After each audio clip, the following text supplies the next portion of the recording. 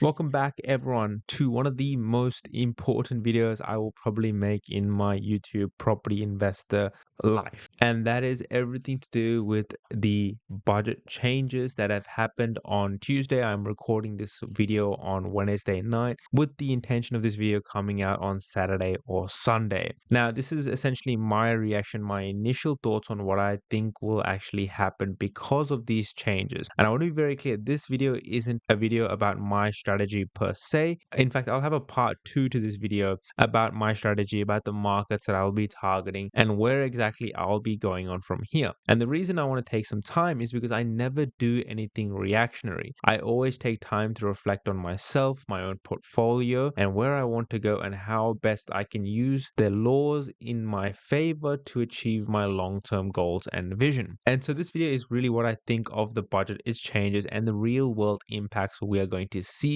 in the very, very short term and in the long term as well. Now, for those of you who haven't seen the budget or have been living under a rock, I'm going to quickly run through the changes for you. And it's best you put this video in the background and you listen to it while driving to work. You listen to it while you're at work, especially if you work in a corporate environment. And I know these videos are super easy to listen to. But without further ado, let's get straight into it. Now, the first thing we want to talk about is just a quick summary. There are significant changes that happened on Tuesday night. The first one being the capital gains tax. Now, the 50% CGT discount is now replaced with the inflation indexation method from the 1st of July 2027. Now, if you have purchased properties prior to that, your CGT or your 50% CGT is grandfathered till that point of 1st of July 2027, after which then you'll follow the inflation indexation method. And I know that can be confusing, but in small terms, if you purchase an asset before 1st of July 2027, you get the 50% CGT discount. Any gain from that point onwards will be taxed at the inflation indexation method. And if the government didn't have enough of that already, and if that wasn't enough, a minimum of 30% tax applies to on all real capital gains from the 1st of July 2027. Gains on assets sold before the 1st of July 2027 will still have the old 50% discount. So you have about 1 year to decide whether or not you want to sell your asset. Now, new build investors can still choose between the old 50% discount or the new indexation system, whichever is better for you. Generally, most of the time, you're going to come off better on the 50% discount, but there are cases where the indexation method can work. Now, the next one we want to talk about, or the next biggest change, is negative gearing from budget night. So 12th of May 2026. So if you're watching this video and wondering, can I get negative gearing benefits? You're already too late. But from budget night, 12th of May 2026, the new rules begins to apply to all new purchases. From 1st of July 2027, losses on established properties can only offset rental or property income. No longer can you do it on your wages. New builds are fully exempt and retain complete negative gearing against wages. Losses on established properties are quarantined and can be carried forward to future years. Commercial property and shares are unaffected, from what I can understand. Now, grandfathering. Properties owned or under contract before the budget night are fully exempt until sold, and properties bought between budget night and 30th of June 2027 can be negatively geared during that window, but not after. And this specifically applies to negative gearing. Now, there's also another change done to discretionary trust, which a lot of investors actually purchase in. A 30% minimum tax on discretionary trust income starts 1st of July 2028, which is about 2 years away. Now, their expected modeling essentially means that house prices grow approximately 2% less over a couple of years. 75,000 additional owner-occupiers will purchase properties over the next decade. Rent increases of less than $2 per week of median rent households, and investors expect to rebalance towards new builds. Now, will this play out how the Treasury expects? I highly doubt it. But let's get on to the real world impacts because of this. Now, I really want to break this into parts. And the first one I'll talk about is the lock-in effect, where investors will likely never sell. Let's talk about one of the arguably the most significant and most underappreciated consequences of this reform. Existing property investors who purchased before the budget night are fully grandfathered. Their properties are exempt from the new negative gearing restriction for as long as they hold them. So they can hold it for the next 60 years and they will still get the benefits of negative gearing. Now, it's very unlikely that for the next 60 years your property will be negatively geared,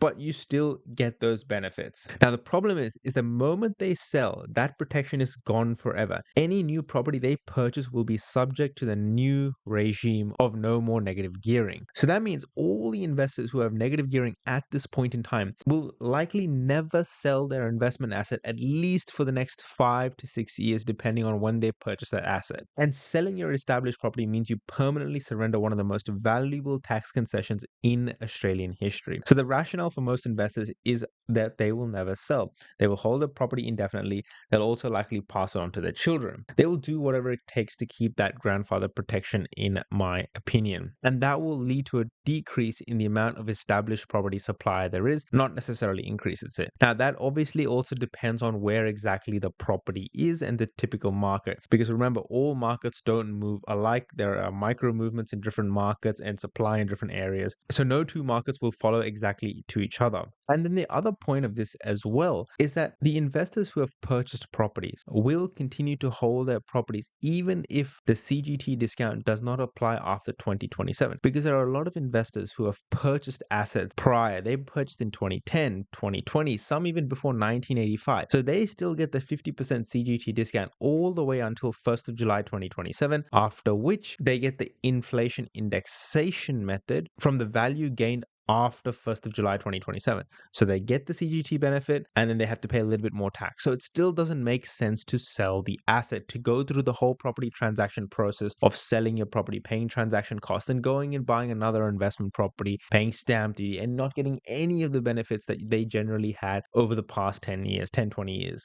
And so the people who hold investment assets at the moment in time, they should honestly never sell their asset unless they absolutely have to. I don't see a single reason why they should sell their asset unless they're in bad areas, or then at least they're in very low yielding areas, which is going to see a decrease in price or stagnation, and they want to redeploy their money somewhere else. If they're in good diversified regional locations with good yields, they should not be selling, in my opinion. And then we go on to the next point, or part two. And the way I like to say this is geographic rebalancing. A fancy word of saying different markets are going to go up and different markets are going to go down. In my opinion, any low yield market, and by the way, if you follow my channel for a long time, you know I don't like investing into low yields. I invest into properties that are 4.5% yields and above. I like to buy 5.5%, 6%. Obviously, that's much, much harder in today's day and age. So I try to find 4.5% and above. But the markets, the low yield markets, inner city Sydney, inner city Melbourne, they will lose their tax justification. Before, you would see a lot of investors going into Geelong, going into inner city Melbourne saying, hey, I can afford this because I can negatively gear my property. And now the people who've already bought that, they've made their gains and they can continue to hold it because of the negative gearing benefits. But any investor looking to purchase in these markets right now have to understand that they will face a $20,000 loss every single year because they can't negatively gear their property. And that's a really tough pill to swallow. And so I think there'll be a real slowdown in these markets. And it just doesn't make economic sense to hold. You're getting 2 to 3% yield properties with 6% mortgage rates, rising interest rates as well at the same time. It's not physically and economically viable. And so I think you'll see a slowdown in these markets. Now, what's also going to happen is that a lot of investors who are still in a position to be able to purchase property will go to high yield markets. They will go to markets like Bundaberg. They will go to regional markets like Shepparton or the Latrobes or the Dubbos and the Wagga Waggas, where you still can find 4.5%, 5 to 5.5% yields, and in some Queensland markets, still 6% yield. And this is really important because they need that extra rent money to be able to hold their asset. And what's going to happen in these markets is that you have more investors in these more concentrated markets. It's going to continue to drive up prices in these areas, while all these other markets that are low yields, that have higher vacancies, lower rents, they are going to struggle, stagnate, and maybe even face a pullback. And then we'll also look at different property types. There'll be a lot more investment into townhouses, low density apartments, and villas. They will look at higher yield outer suburbs and regional cities. They might be even looking back at Perth because they have a chronic undersupply, but they still have good rental markets and high yields. And then also some investors will start to look at more at new builds because they can negatively gear, but you have to be very, very careful about what you buy there. And so I think over the next 6, 12 to 18 months, we are going to see a massive geographic rebalancing. Now, quite honestly, when you think about where our community invested, where we always thought about investing and the types of asset we invested in, we've always advised minimum 4.5% and above. You will do yourself a favor. So our strategy doesn't really change in that respect. We are still going to target high yield locations, economically diversified locations, locations that we can hold for the next 20 years without blinking an eye. And I think that's what most investors should be doing, regardless. But I want to go on from there. I know a lot of investors who are into flipping, but flipping becomes a lot less viable in my opinion, when you really think about the fact that you can't just hold your asset for 12 months anymore and get the CGT discount. You're going to be having to hold this property for much longer to get any reasonable tax benefit. And when you squeeze profit margins and the fact that property transaction costs are already expensive due to stamp duty, legal fees, sales agent fees, etc., it makes property flipping much more difficult. So this buy, renovate, sell method, I think, is going to have a real impact on the flipper. They might not be able to successfully deploy this strategy as well as they thought they could. That is purely from a CGT lens and not a negative gearing lens anyway. So that is something to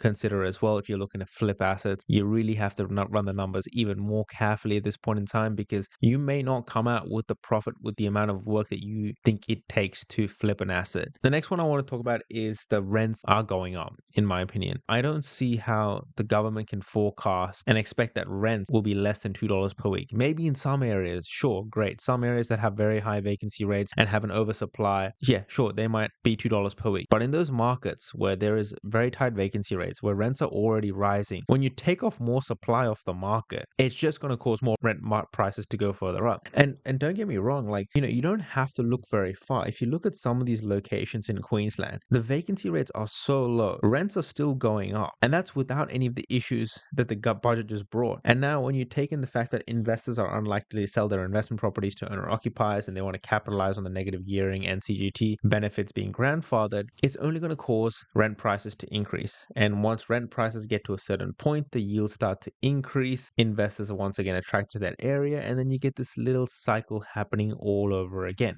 For some reason, the government thinks that just because you put negative gearing on new builds, they don't seem to factor in that new builds take about 18 to 24 months from the moment they're approved to actually come into a fully formed house. And then you have to also factor in that new builds are usually more expensive, the fact that new builds are going to jack up their prices even more now to try to sell it as a selling mechanism, and you're not going to get the amount of supply you expect to come to meet the rental demand. While all of this is happening, immigration is still high, population growth still continues, there's not enough houses to meet this demand. And guess what? Prices go up. And if investors are not buying property to put stock on the market for rent, then prices will go up, because a majority of landlords will lift their rents in their next chance they get to try help compensate some of the issues they are facing, because they will no longer get the negative gearing benefits. Now, I just want to touch on, I know this video is going a bit long, and so I'm going to touch on something that I think in my head will happen. Now, I could be completely wrong. I want everyone to take this with a grain of salt. It's what I said when I talked about Victoria the first time as well. It's about market cycle. Now, the phase one is what I like to call the pre-implementation rush. From now till June of 2027, investors will scramble to lock in their grandfathered status. So some will seriously look to sell their properties to get the maximum amount of tax benefits from under the old CGT rules, and some will be scampering to their accountants, to their brokers, trying to decide what they should be doing during this stressful period of time. In that same token, I think a lot of investors will not sell. I think the low yield markets, as mentioned before, will continue to suffer. The people who can actually continue to buy properties will look at the high yield markets right across Queensland, Perth, Darwin even, and they will look at that as a good buying opportunity. Does that mean it's always a good buying opportunity? Not necessarily, and I'll touch on that on my part 2 video. But going on from there, I like to call this phase 2, the 2027 to 2028. This is when the new rules come into effect. Investor demand for established property drops materially, especially in certain areas, as I mentioned before, in those low yield premium markets. It will soften. This is where we'll see the true data come out. Over the next 6 months, we will see data start to come through about which markets are being materially affected, which markets are still looking strong. But most importantly, we will see which markets actually tighten from a rental perspective. And this is important because when rents tighten, as I said, when rents tighten, rents go up. When rents go up, yields go up. When yields go up, it becomes more attractive for investors to jump back into that market, which starts another cycle of a little bit of a mini boom. And in phase 2 as well, high yield markets and new builds will be more resilient. Now, phase 3, the turning point. This is where I think things will be really interesting, where we'll see in 2028 to 2030, we will see a boom, I think, on a very prediction level, you can say. I could be wrong once again. Take it with a grain of salt. With the combination of rising rents, falling debt balances, plus possibly lower interest rates if inflation gets curbed, we could see a really major turning point. Because one thing is really important to understand. Within the next 4 to 5 years, the majority of currently negatively geared assets naturally will start to turn to positive cash flow. It might take a bit longer, but I think 4 to 5 years, they'll get very close to neutral to positive. Assuming they have bought over the past 12 months, they will be in a position once again to buy. And that means a lot of investors